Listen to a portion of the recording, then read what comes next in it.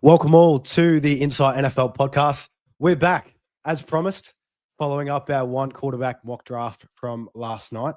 Thanks for joining us on this fine Tuesday night. And it's 5th of August, days and days closer to the NFL start date. And we've got more of a timid show tonight compared to our spicy little minx in the mock draft last night. If you did miss that one, that's in the video description below. But before we begin, I have to firstly apologize, Whisperer.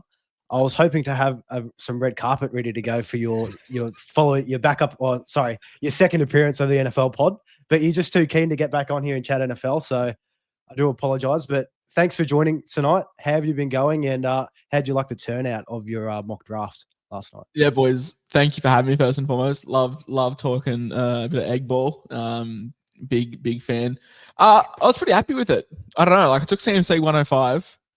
I feel like you can take him 101 or you can take him like 203. There's like a round and a half gap in CMC, like it's where you fall. I think you made a point last night, Miles, that like you play fantasy at face value and you don't really take injuries into it. And I'm the same. So I think CMC at the 105, like it's probably a reach to some, but I'm really happy with it.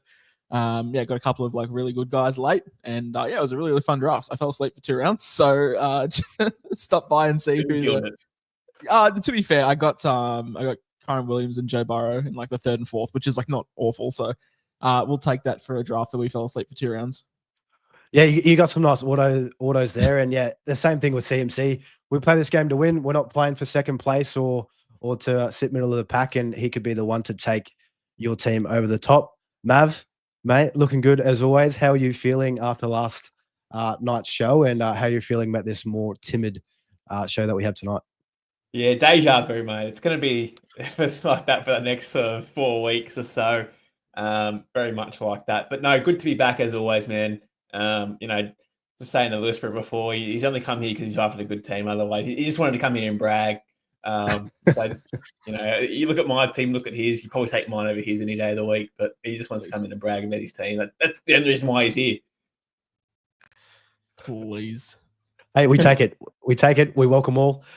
Before we get into tonight's show, it is a little draft strategy with a sprinkle of tips and tricks just to help you all prepare for your upcoming drafts.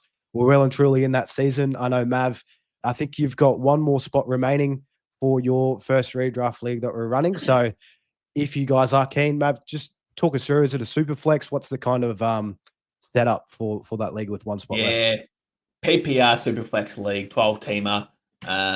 2 running backs, 2 wide receivers, 2 flexes, and obviously your tight end. I'm not sure if we do tight end premium yet. I'll put that a vote to the squadron when we've got a full list of players in. But one spot remaining. Want it to be a pretty good spot too. It's probably gonna be our main league, so making sure we get the right people in because it's going to be a mega league to play in. So there'll be more leagues coming, obviously. That I think you're creating one as well for yourself for a 1 QB league after last night's pod. You've got a half chub even thinking about it, so you decided you'll go one step further and make it a full and create it up.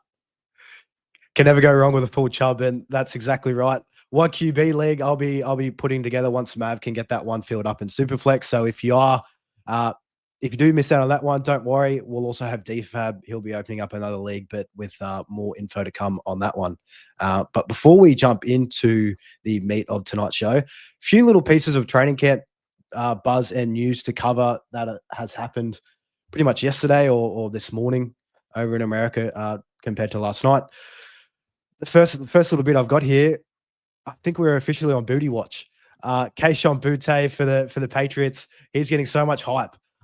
And this is a quote directly from the guys covering over in New England, the most consistent player at that X position. And I don't think it's been close. So that X receiver spot, that's definitely been an area of need for the New England Patriots.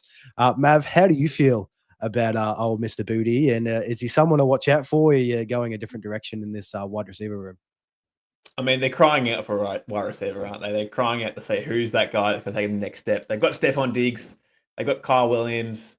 They've got Pop Douglas. I don't know if there's a spot here for Booty. They still have Jalen Polk as well. So look, I'm not really buying into it too much. I'd have to see it in the preseason. We'll see a lot of him in the preseason coming up anyway. So he'll be one to watch in the next 3 weeks for sure. And Whisperer, your view on this New England Patriots wide receiver room? They've got Stephon Diggs. They've drafted Cole Williams in the 3rd round. They even brought in Travion Henderson, a really good pass catching back who has also been getting a whole heap of hype and work in that receiving position. Is there a guy that you're kind of more keen on in this murky situation, or what's your kind of taste there? Yeah, no, as the resident Pats fan, yeah, not sure I'm a big Keyshawn Booty guy. Like I took a lot of stock in him when he was coming through, but like there's guys like Demario Douglas and Carl Williams, as you said. There's even like Mac Hollins. I just don't see a room where Booty's getting, a good enough snap count. Am I the Smith? I'm in a fantasy. Oh, mate, I'm gonna take that as a compliment, but it definitely could be an insult because I am a fiend for anything. But no, in the Patriots, I just like outside of Diggs, I just don't want and I don't even know if I want to pay the price on what he's going for in redraft. So I mean, I think Booty's a fine little like $2 or $3 fab pickup in Dynasty, but that's probably the extent of where I'm lying. Mm. Yeah, very fair. One to watch to over the next couple of weeks with preseason too, how that all shakes out. We're still very early days of training camp, so it's still a lot more to come. More of a watch this space. The more, I guess, controversial news that's been coming out of training camp since last night was Travis Hunter, listed initially as the wide receiver 2 on the first depth chart for the Jacksonville Jaguars behind BTJ, and listed as a 2nd string cornerback on that initial chart. So throw to you first, Mav. How do you kind of see this playing out? Are you buying the 2nd string cornerback situation? Do you think he's going to get more in that offensive role for the Jags that we hope for in fantasy, or what's your kind of view on this? Jesus, it's hard to read, isn't it? He's sort of playing as a bit of both, obviously, in training camp. It's like 70-30%, give or take. 70% offense, 30% defense, maybe a bit lower. They had a scrimmage the other day, and he had 3 catches of 45 yards. Didn't have a touchdown or anything like that. So I don't know, man. It's like he's uber talented, right? But he's going in the 6th, 7th round at the moment in fantasy drafts. It could be extreme value at those picks, or it could just be a disaster. I'm thinking it'd be extreme value. I'm on that sort of that shit, but God, I mean, what if he can play both positions? God, he's a great player. He's going to be really good and fun to watch. But yeah, I'm worried he'll get gassed out as well. Yeah, the amount of holes that team needs to fill, I mean, that'd be crazy not to play on both sides. And Josh, I know when you were first on here with the NFL pod, I think you were a little bit lower on BTJ with that arrival of Hunter. Correct me if I'm wrong, but how do you kind of see that situation at Jacksonville? Yeah, it's so tough. It's so tough to get a read on. Like, if he's going in 6th and 7th round, he could be an absolute steal, but he could also be a disaster. I think for me, it's just with Travis Hunter, I'm gonna be more conservative. If you take him and he flies, fair play. You deserve to win the league. I probably can't spend a 6th round pick on a guy I've got no certainty over. And yeah, like I just need to see Brian Thomas Jr. just perform with Trevor Lawrence rather than Mac Jones. So that's the only sort of knock on him. Would you take Ricky Pearsall over Travis Hunter? No. I think Hunter's floor is good enough to outdo Pearsall, but like, good question. Yeah, it's a really tough one. This is the beauty of draft. Like only one person gets Travis Hunter, and it could be rocks or diamonds. And honestly, I've got no idea. I think I'm probably just going to err on the side of caution and let him go. I would look at him if he got to like the back end of the 8th, early 9th, but he's just any mock draft I'm looking at, he's just not getting there. So yeah, I'm just going to put my hands up and say fair play. If you draft me and he goes well, then you deserve it. And sticking in the Jags, the Travis Etienne or Tank Bigsby debate for that number 1 running back spot. Same thing on the depth chart. They just love giving us plausible answers. The NFL they had listed Etienne or Bigsby as their RB1 on the first chart. So back to you, Whisperer, because we were just chatting about this pre-show. What side of that are you on? I'm a Tank Bigsby guy. I just think he possesses so much talent. I mean, 215 pounds. Was he 22 years of age? Like, I just think if we were going to see something from Etienne, we would have seen it. correct me if I'm wrong, but they drafted a running back like the year after they drafted Etienne. It just didn't bode well. And I just think, what is he now? Year 3, year 4? Like, surely you establish yourself as a lead back by that stage. And I'm just going to take the younger upside in Tank Bigsby personally, but I can see the appeal for Etienne. But if gun to my head, I had to take one. I'm taking Bigsby. Mav, gun to your head, mate. Who are you taking? Jacksonville. I think they're getting a good little run tonight. Yeah. I'm probably taking Etienne. I think pass catching ability in PPR leagues, obviously, definitely Etienne. Does he get the goal line carries? I mean, he was a really good goal line back a couple of years ago when he finished the year in RB3 or RB4, whatever it was. So I'd expect him to have the goal line carries plus the third down work. And then maybe Bigsby can get everything in between. So I'm probably taking Etienne. But again, they're both not really high on my draft board. They're both quite low. So, I mean, Tank Bigsby screams value at his ADP currently. You may get an RB1. So, the risk is fine. There's a lot of reward for the risk. But, yeah, if I'm picking one, I'm probably picking Etienne at this point. All in all, worth a shot with that, where the value is. Just to thoroughly chime in, I'm kind of on the Etienne side with you, Mavs, just to gang up on our guests here. But yeah, 2 years ago, finishes the running back 3, had 11 touchdowns, and I'm probably a little too attached to the draft capital as well coming out. Travis Etienne did sneak into the back end of the first round compared to Bigsby, who I think was a 3rd-round guy, and also Bayshall Tootin, who they picked up, who was a 4th-round guy in this past draft. So one to watch out. The new scheme as well. There's going to be so many question marks. So yeah, that Jacksonville, they'll be getting a heap more of a run coming up. And we'll just quickly skim over these next couple. Ken Walker, it's just who he is. Injured again. That questionable tag, I saw that come through on Sleeper this morning. It's probably the 5th time that's happened in the last couple of weeks, and there's still going to be plenty more of that to come. Mav, quickly, Ken Walker. I mean, are you just still hoping he's still on that page, or is he starting to creep down your draft board? He's always injured. It's always been his biggest problem. He's always injured. So I like the player, I like the fit. He's fine when he's playing. He's just, I don't know, you can never really trust him, I suppose. So one to watch over the next couple of weeks, see when he's up and about. But It's tough. And Whisperer, I'll throw to you for this last one. The quarterback for the Rams, Matt Stafford, his injury, I mean, who knows what's going on there? I saw some quotes from Sean McVay from 17 hours ago, to be exact. He's dealing with that lower back issue. He's doing a bit of static throwing, and he's currently in the walking phase of his rehab with no timetable when he's going to get back into it. So, I mean, there's just huge warning signals coming out, and I know for the pod, DFAB is not with us. He's super high on Devontae Adams. So with that Stafford, that's going to bring him down a whole heap. How are you feeling about the Rams situation with Stafford not 100%? We've got a 37-year-old quarterback who is very much held together with his last legs. I no longer can have faith in Puka and or Adams. I just don't trust a season of Jimmy Garoppolo behind center. Like Puka was going like late 1st round.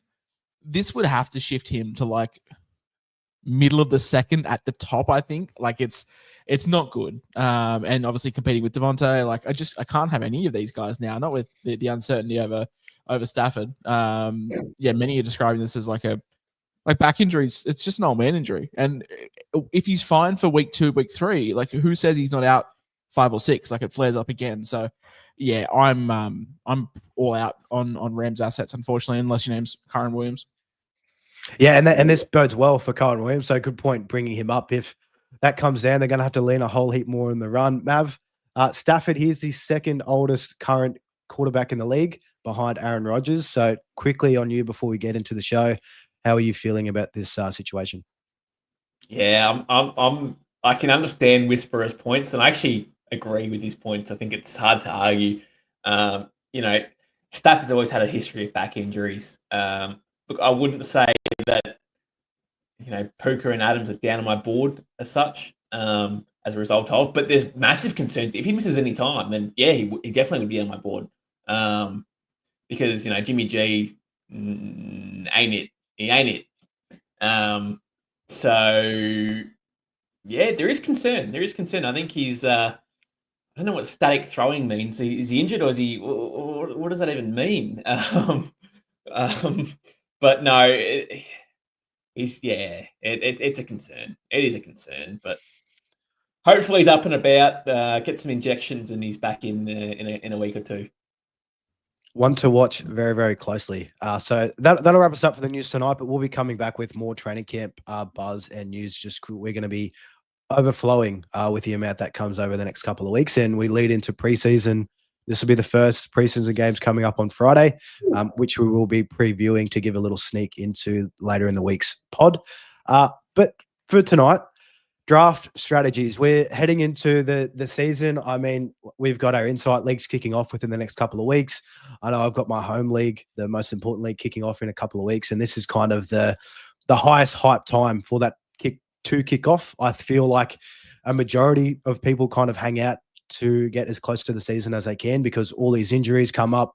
The last thing that you want to be doing is drafting before training camp and your first or second rounder goes down with an ACL, which could have been avoided if you just held out a little bit longer. So before we kind of go into draft strategies, we'll set the tone with a few little tips and tricks to help you prepare your drafts. And I'll just jump in here quickly before throwing to you, Mav.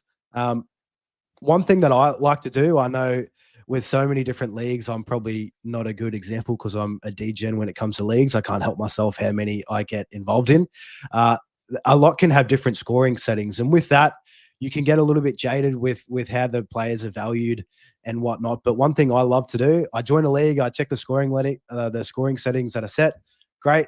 I quickly go to the leaderboards within that league, go to leaderboards, all set the stats to season average for the year prior, so 2024 season average, and that just gives me a good lay of the land of kind of based on the scoring, how players are kind of played out and who's going to be the skill positions that I want to target. Along with that, same thing, looking at your roster settings and kind of going from there to see who's going to be valued more. So, Mav, with that being said, what's a little tip on your end? And is that something that you kind of do, checking the leaderboards, or have I just kind of given you a little bit of wisdom there? Mate, you can't lead a horse to water. If we're talking about degens for fantasy football, I mean, Whisperer is a degen for fantasy sports. That's first and foremost. But look, when the first thing when I join a league, I look at roster construction. Obviously, you see how many starting spots you can have. If it's 2 flex, 3 flex, 1 flex, 2 RBs, 2 R receivers, super flex, tight end premium. That's probably the way I look at it first, is to see what the layout is for the league for starting players, and then look at the scoring settings after that. If it's half PPR, tight end premium, as I said. Some leagues have kickers, and people go, oh shit, I don't take a kick in the 6th round and get a massive advantage. No, you don't. Yeah, that's the first thing I look at when I join a league, is making sure that you're up to date with the scoring settings and the roster construction. First of all, kickers, gross. I don't know if you're in a league with kickers. That's just, you should be, I won't say embarrassed, but you should feel close to that. Whisperer would be in a league with a kicker, I guarantee it. Whisperer's in a league with kickers and IDP. Oh god. So am I. That's it. A purist. No, I think you make a really good point. Like, especially like, I think we all use Sleeper. I think we are Sleeper ambassadors on this podcast. If you're using anything else, then buy a mirror and have a look at yourself. But they're really good at being able to correlate your PPR rankings or your player rankings or whatever you're using, half PPR, TEP, like being able to look at the scoring and then get a look at, like, don't use projected points as like the be all and end all, but it's nice to see players shifting between different formats, whether it just be stock standard, half PPR, like a very default league, or you're looking at a TEP. Like, it's, there's so many different formats, and people like to play different things. Drafting strategy changes widely. We'll talk about that with Superflex versus 1 QBR. Like there's so much out there. So making sure you're looking at the scoring platforms and looking at the player rankings, even within the app that you choose. Yeah, no, I love that. No, sorry, Mav. Make sure it's Sleeper, which app that you use. Make sure it is Sleeper. Has to be. No other apps even compare. I know I looked at ESPN, and that was a very short-lived experience. And just Scotty Wilson here's thrown in. Oh, Do you guys have access to Underdog? It's My a shame that My bank account's glad we don't. yeah, yeah, it would. And just for the people that are wondering what's Underdog, it's how can I kind of word it? It's kind of like a lottery competition where you've got just so many numbers of teams rostering in for best ball, so you don't have to worry about managing your league throughout the season. It's just you draft your team and just leave it, and then it kind of filters in the best scores each week depending on your rosters. And I mean, you can enter like I think it's capped. I'm not really too sure off the top of my head, but I know you can enter multiple times into set different paid leagues, and yeah, it just kind of ramps up. Whisperer, you might have a better idea on that when it comes to Underdog and Best Ball. Is that pretty much it for the most part, or how would you kind of? Yeah. So like, it's Underdog's not available in Australia. I know the boys that ran the Australian Best Ball tournament last couple of years. They got like $40,000 or $50,000 worth of prize money, but basically, yeah, you just draft. You draft day one, and that's it. It's best ball. You don't set lineups. You don't set anything. It's automatically your best scores. And yeah, you draft now. I think the last time the Aussie Best Ball boys did it, I had 40 teams at $10 a pop, so you can do the math. And yeah, you just draft 1 million. There's a heap of different leagues, and yeah, whoever has the most points at the season's end wins. So yeah, best ball's sick. Like I love best ball. It's great to just draft and forget about it. And look back. Yeah. Or even like us that just love drafting. Like we can just draft 20, 30 different teams, come back at the end of the season and be like, oh, which one of my teams did well? And there's no commitment. Like you can literally just archive the league, look back in week 18, and you see how you went. Yeah, that's the best thing for best ball. Whenever you're itching to get into a draft without committing to managing that team throughout the off season, because I mean, yeah, I can get myself a little bit caught up. I've tried to set some parameters about when I need to be joining leagues during the off season just to slow it down. But you can say all these things, but you know that meme of I think it's SpongeBob's hands in cuffs, and it's just so loose, like it doesn't really no real weight to it. So, but that's pretty much best ball. But moving into another little tip, when you kind of identify the roster and you've got the scoring settings, you understand the scoring settings and the layout of the league, don't be afraid to run mocks. I mean, especially when you've got your draft position for that league, run as many mocks as you can. I mean, last night, again, if you didn't see it, that we ran a 1 quarterback mock with live viewers as well, mind you, so to have a better idea of the current market and trends. But when you run those mocks, you can test out what ways you want to go, what players you're targeting in the early rounds, if you've got any sleepers or values that you want to kind of line up and see where your draft position lays out based on where you're picking from. And then, yeah, just making sure, I mean, whenever I draft, I'll run at least 10 mocks myself just to try and get an idea, just in case if things don't go how I want to have it planned out originally, I can pivot and look to there. But Mav, I know you're a mock man. You love running some mocks, but what's kind of your take on that, and what do you have next for us?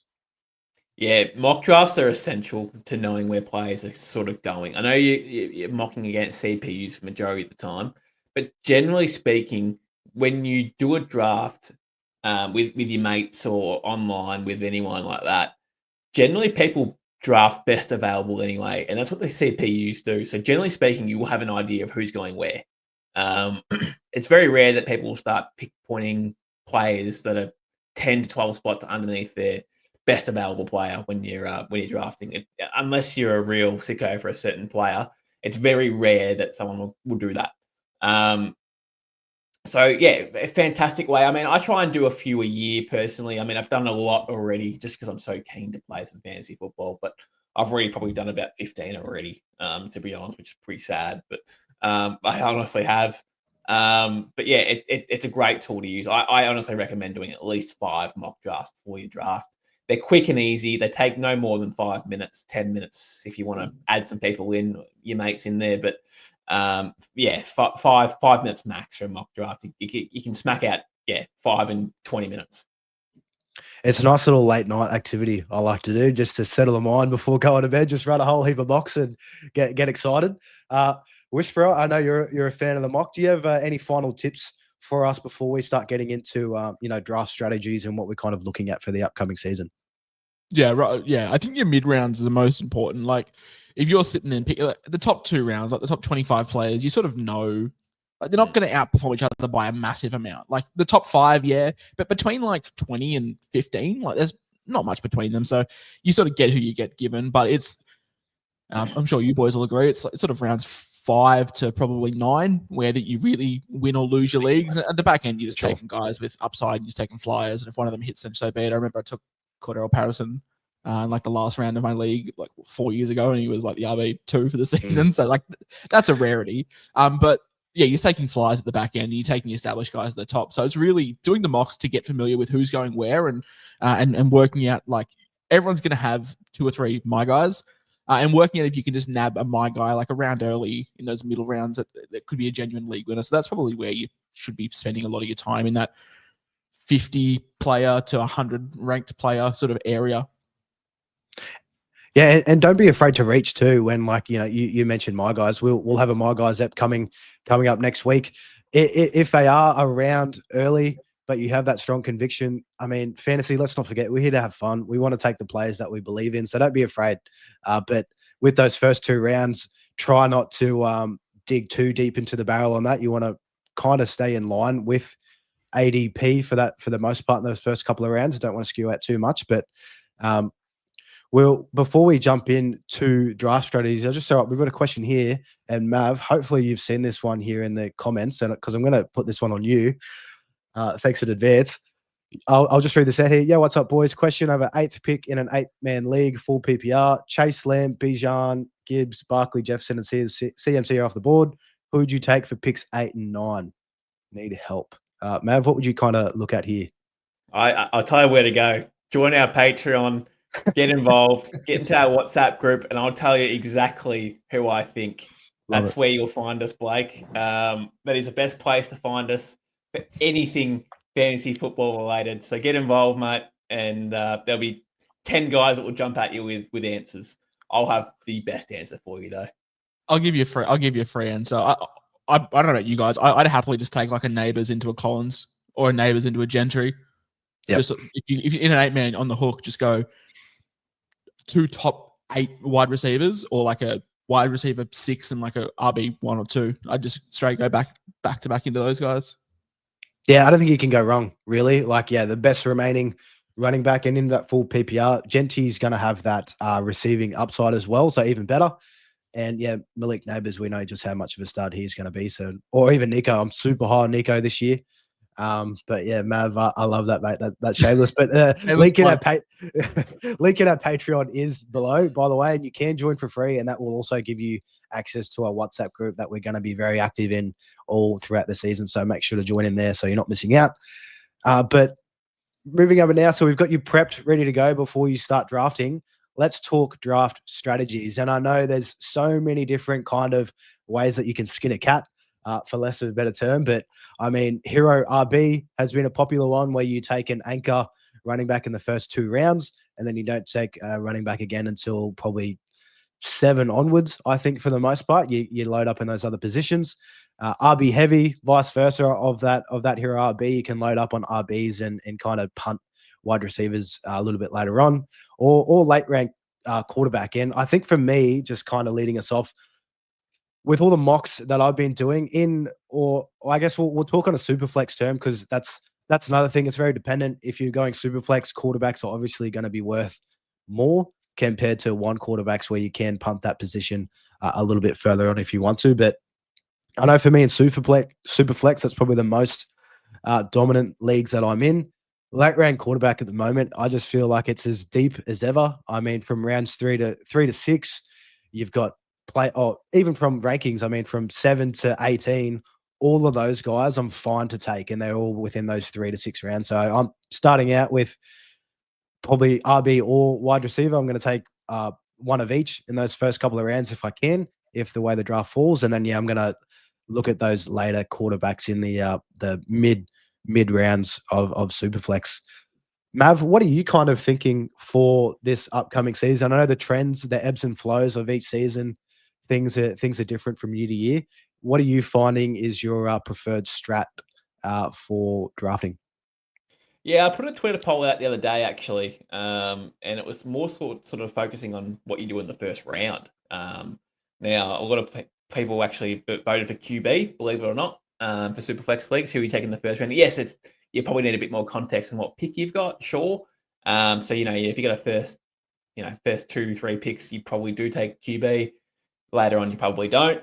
But I try and always, especially this year, I think there's a lot of QBs that are going later on that I like. Between rounds 3 to 5, there's a lot of QBs in that range that I really, really like.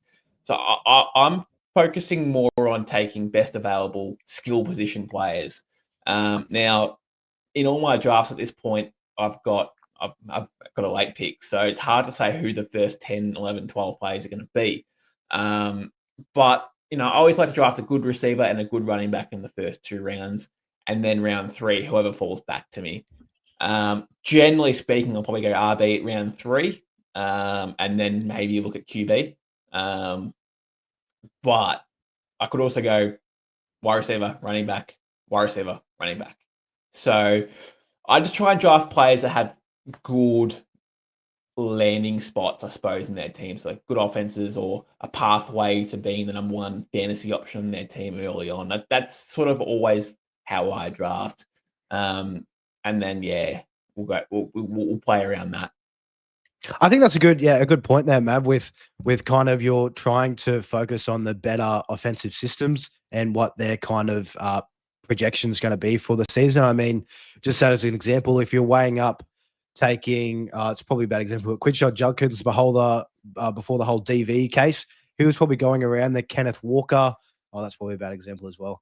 Trying to think of a good offense kind of around that range. Kamara versus Derrick Henry. Alvin Kamara versus Derrick Henry. Yeah, I mean the spots are a little bit skewed in terms of ADP, but you definitely want to lean on Derrick Henry in that position because the offense is going to be gone. They're going to be a top 5 in the league we project, and that Saints offense, for an example, they're just going to be garbage. They're fighting for the 1 spot in the 2026 draft. Yeah, well, Alvin Kamara in a really good offense would be up there. If he put him in Baltimore, you'd be saying he's a top 15 pick. So, I guess it's apples and oranges, isn't it? Also, just game flow, isn't it? Like a big body, multi-down running back on a crap team is just they're going to be playing from behind, so you're probably rarely going to be running the ball. Whereas a wide receiver on a bad team is going to be getting a lot of reps, which is more indicative. That's why we saw a guy like Derrick Henry just absolutely feast. They went ahead, they just pounded rock. Yeah, exactly. So looking at that, so if we're talking 1 QB leagues, like I'm okay to punt quarterback altogether. Like we're looking at the tier 3 kind of guys like Bo Nix, Kyler Murray, Brock Purdy, Justin Fields, Dak Prescott, Caleb Williams, Justin Herbert, Drake May. Like if I punt completely and I end up with one of those, I'm absolutely fine. In saying that, like, yeah, exactly. You took Herbert in the last round. Like it just works. But if you're talking like 1 QB, I'm okay taking one of those like elite receivers. And then there's so many like good tier 2 running backs. You can probably just go receiver, RB. And then there's so many good like tier 3, tier 4 wide receivers. Like if you can wait and get like a Tyreek Hill, a T Higgins, a Devontae Adams late now with the news of Stafford, like Marvin Harrison Jr. is going as the wide receiver 19. Like you can wait on these kind of guys and just stash your roster with good, solid, good floor wide receiver 1s or like really high ceiling wide receiver 2s on teams and just fill your roster out with those kind of guys after having like an anchor at the top order and then picking up a couple of like the good middle tier running backs, guys like Derrick Henry is the RB7, Ashton Gentry is the RB6, like Chase Brown, Bucky Irving, RB9, RB8. Like you don't need to reach for one of these guys because there's so many that are going to fall to you in the 2nd, 3rd, 4th round. I must admit, I did say this to Flanders last night before we went live in our mock draft, and he's a bit of an NFL rookie. And he goes, all right, guys, what do I do here? How do I draft? All right, I haven't really done this very often, but what do I do? So I said, all right, Flanders. All right, this is what you do. There's 32 starting running backs in the NFL. 32. And then there's 96 starting wide receivers in the NFL. So right now, you can already tell that RBs go off the board quickly because there's very little compared to starting wide receivers. You can pick up like a T Higgins, for example, man. He's the number 2 on his team, right? But he still scores really, really well. You can get him in the 4th, 5th round. But you can't, if you draft a backup running back in the 8th, 9th round, they're probably going to be sitting on your bench for majority unless the RB1 gets injured, right? So targeting running back is always a massive, massive thing to do in the first 3-4 rounds max, because it thins out really quickly and you don't want to be starting a guy who's on the fringe of starting in your starting lineup. That's not what you want to do. Yeah, and just with that, I mean, mentioning the ebbs and flows, last year with the rookie class that came through, we were very blessed with how deep the wide receiver rookies were that coming in. So you could get a few late round wide receivers. I mean, Brian Thomas Jr., he was like wide receiver, I think late 30s or in the 40s, and he finishes a top 10 guy there. But fast forward to this year, complete opposite. It's so deep in those running backs. So there's probably a little more value, but we're seeing now like those rookies, they're going in that 5th round. So yeah, just to Mav's point, by the 5th round, I mean, the last pick of the 5th last night was Travion Henderson. And then, I mean, the next guy was David Montgomery. So like there was definitely a clear shift in value in there. So for sure, taking those running backs early. Whisperer, what are your thoughts on that as well? Yeah, no, I'm the same. Also, if you take 5 or 6 in a row, everyone in your league's going to hate you, which is good. Like you can always just use them as trade bait. The old superflex strategy. The old superflex strategy of just taking 5 quarterbacks in the first 5 rounds and being like, well, you all have to trade with me eventually. But yeah, running backs, especially like the top 10 running backs, they're just so much better than like if you look at like the wide receiver 12. How much better is he than the wide receiver 21? Probably not like a whole lot. The running back 12 against the running back 21, night and day. On the flip side, like I'm looking at tight end right now. Unless you get Bowers or McBride, I'm just forgetting about it until the last round. Like in the mock last night, I picked up David Njoku, who is on PFR rated as the tight end 8, right? Yeah.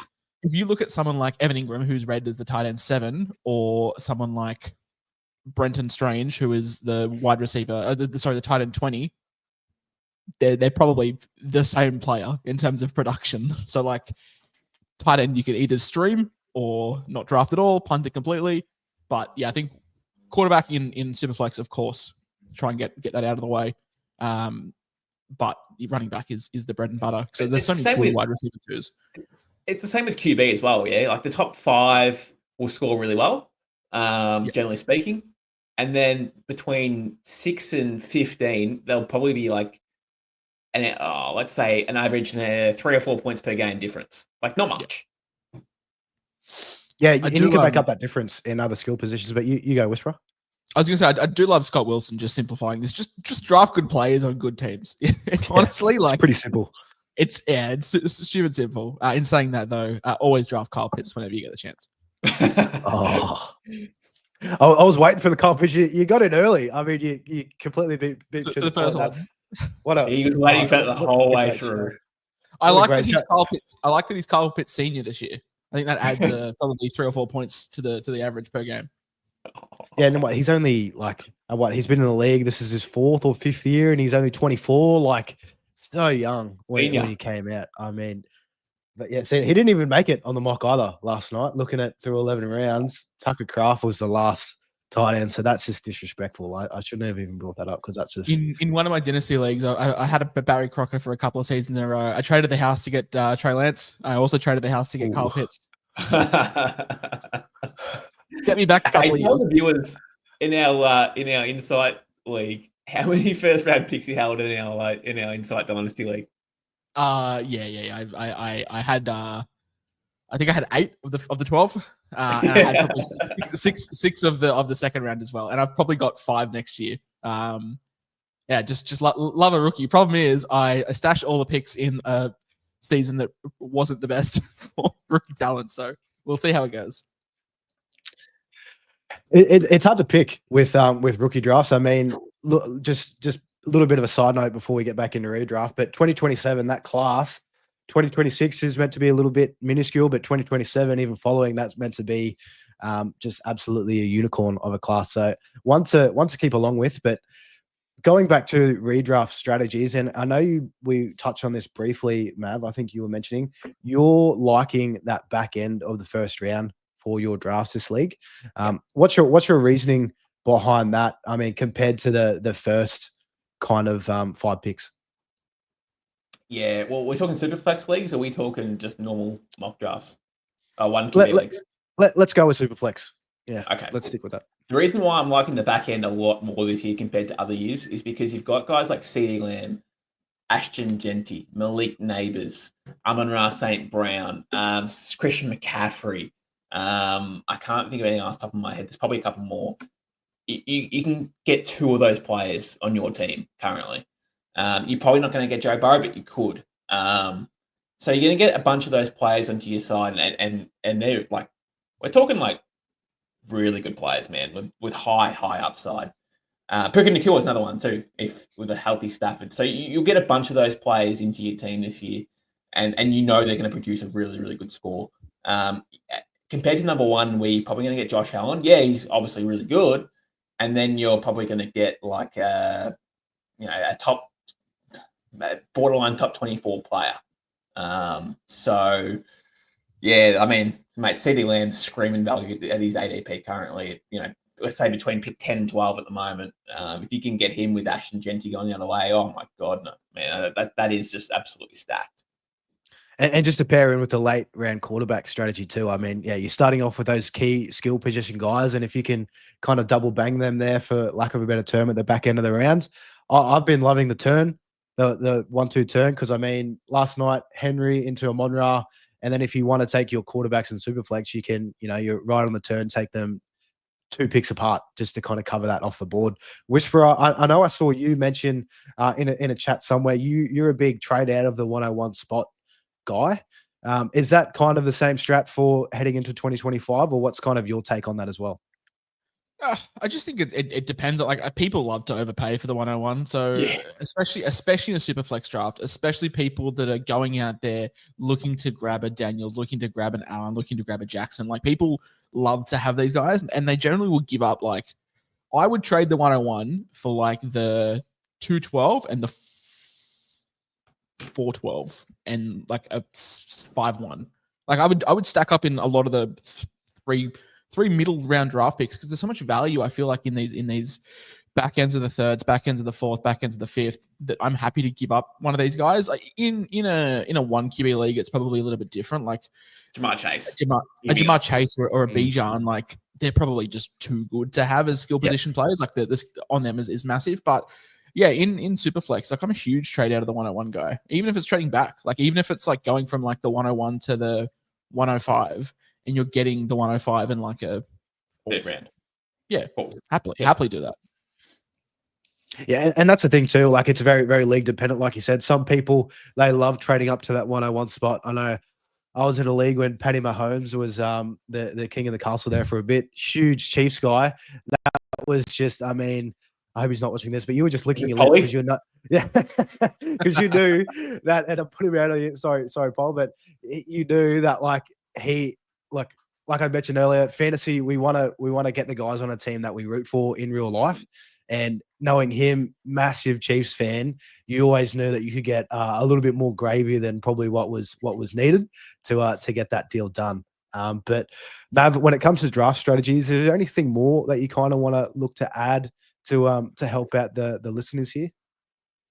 I mean, look, drafting best available is always a good thing if you're a rookie and you don't really know too much about the game and you want to learn. Drafting best available is always not a bad way. I do try and avoid players coming in with a bit of an injury risk coming into the year, like Hammies.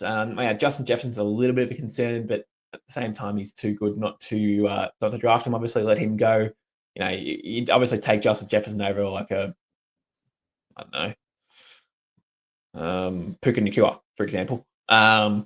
But like guys like Joe Mixon, for example, is a massive red flag to me at the moment. So guys with Rashee Rice is a massive red flag to me at the moment. Guys who've got suspensions and injury risk going into the year is a massive red flag. So outside of that, drafting best available is fine. I've been in a league where we've drafted at alphabetical order before and not rewarded guys drafting at best available. So you got guys, everyone's got like a little sheet of players ticking them off. I don't mind that as well. That's always a good good little fun and games there. Everyone starts stressing, oh shit, who do I draft? Who do I draft? Because they haven't studied who's meant to be the next player. They're just looking at names. It's always quite good. But no, I mean, drafting best available is always a pretty safe tool. Yeah, for sure. Yeah, don't be afraid to draft best available. And like with your planning, if it doesn't go the right way, don't reach on positions of need in your team. You know, you can get those guys later on. If there's a clear value, pull the trigger on that. And before I throw it to you, Whisperer, to close us out with draft strategies, I'm just going to hairball this off because you know what? I can. Silvertop Hurley, throw this in here. How do you guys handle taking blokes you like ahead of their ADP and beating the fellow drafters?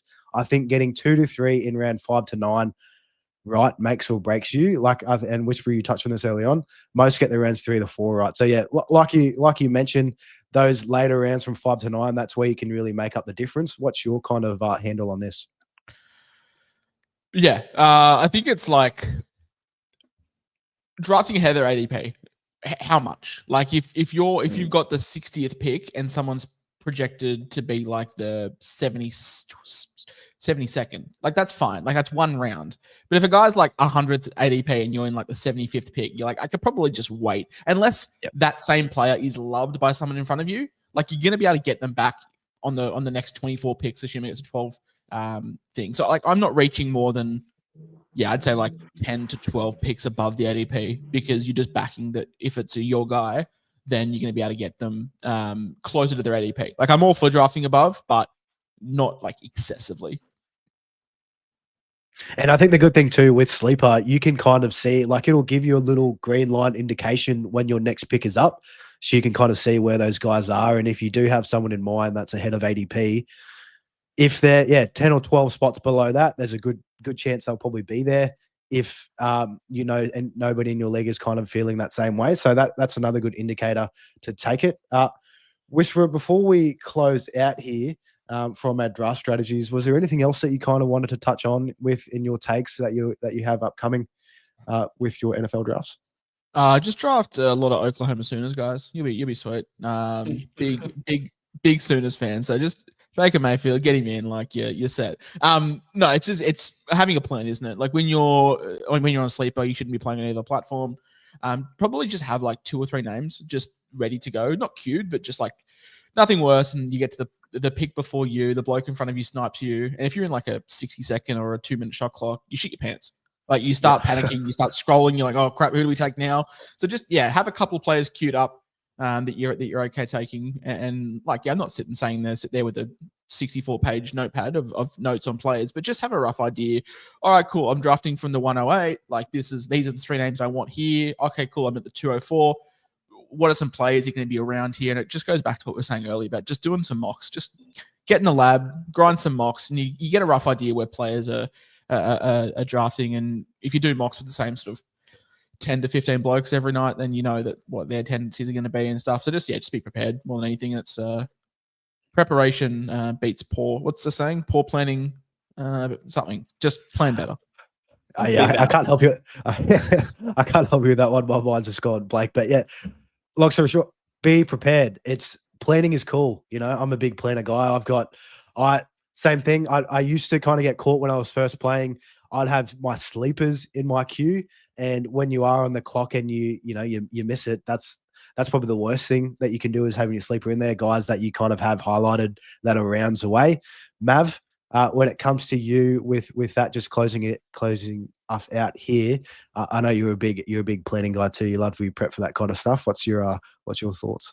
Yeah, planning sort of my day job, to be honest. I get back home and have to plan a fantasy football as well. I mean, we were talking off air that Joshy, the Whisperer over here, loves a run sheet, and we just love just talking off our tongue. So he loves being planned as well.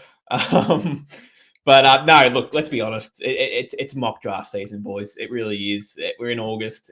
That's how you plan. Look, listen to podcasts. Try and get your head around what's happening around training camps. Obviously, who's lighting up and who's projected to take the game to the next level is always a good little advantage to have as well.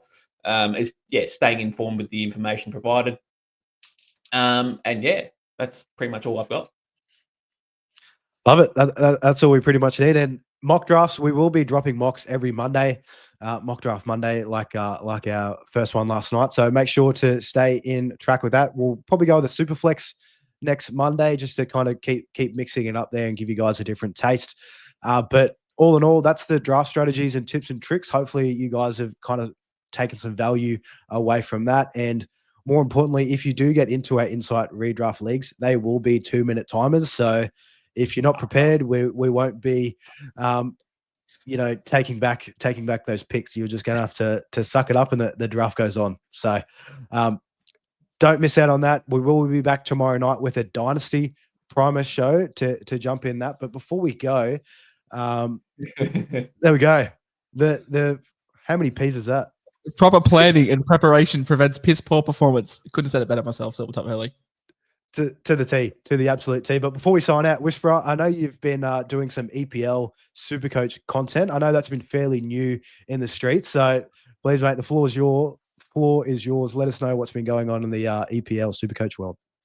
Yes, yeah. So over on the Supercoach platform, the EPL just announced for this season, and Deadly, who is in the chat, him and I are hosting the Talking Tactics podcast, which is another branch on the Insight tree.